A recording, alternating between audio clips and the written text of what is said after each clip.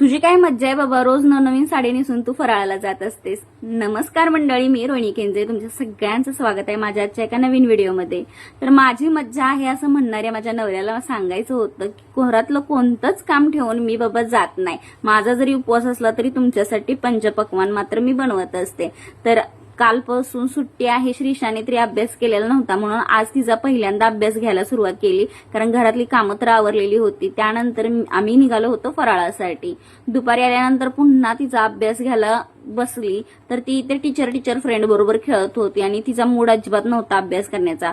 पावसाने खूप भिजून आलेलं होतं म्हणून पहिल्यांदा चेंज केलं. नवनवीन साड्या नेसून बाहेर जाणं सोपं असलं ना तरी त्या भिजल्यानंतर त्यांना कॅरी करणं खरंच खूप अवघड आहे. आता संध्याकाळी मी पुन्हा बनवायला सुरुवात केली होती कडाकणी. माझा उपवास आहे आणि खरं सांगू का, लग्नानंतर मी पहिल्यांदाच कडाकणी हा प्रकार करते. आता तुम्ही म्हणाला अरे बापरे, खरंच एवढ्या वर्षांनी मी कडाकणी बनवते. लग्नाच्या आधी खरं तर आमच्याकडे कडाकणी वगैरे बनवायची. मी गावचीच आहे प्रॉपर, त्यामुळे मी बनवलेले.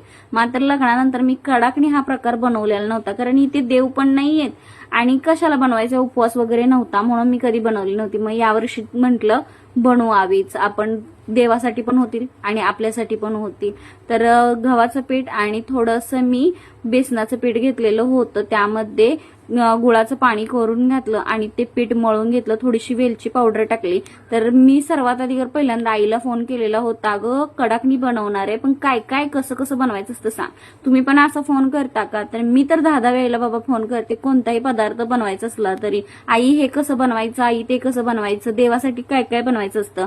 मग तिनं मला सगळं सांगितलं आणि आणखी बोलली की तू आणखीन सासूबाईंना पण तुझ्या विचार, तुमच्या भागात काय काय असतं. तर सासूबाईंना पण पुन्हा फोन केला, त्यांनी पण सांगितलं आपल्याकडे काय काय बनवलं जातं. तर लहान असताना श्रीशाला ना सगळे घेऊन जायचे असं कडाकणी बनवताना तिचा हात वगैरे उठवायला. आणि मी पहिल्यांदाच बनवत होती ही कडाकणी. तर मी तिला बोलवलं, चल तुझा मला हात उठवून हवाय. तर इतकी घाबरत होती ना, तिला वाटत होतं की मी तिच्या करंगळीला वगैरे असा कटच मारेन. खूप घाबरत होती, तिचा विश्वासच नाही माझी मुळावरती. तरी ते सगळी कडाकणी वगैरे बनवून घेतली. देवासाठी जे काही लागणार असतात, वेणी फणी पान सुपारी काय काय असतं बापरे, ते सगळं बनवून घेतलं, तळून घेतलं आणि कडाकणी सुद्धा लाटून घेतली आणि एकटीने हे सगळे कडाकणी बनवलेत. मला खरंच खूप प्राऊड फील होते. मी पहिल्यांदा हा पदार्थ बनवलाय खूप वर्षानंतर.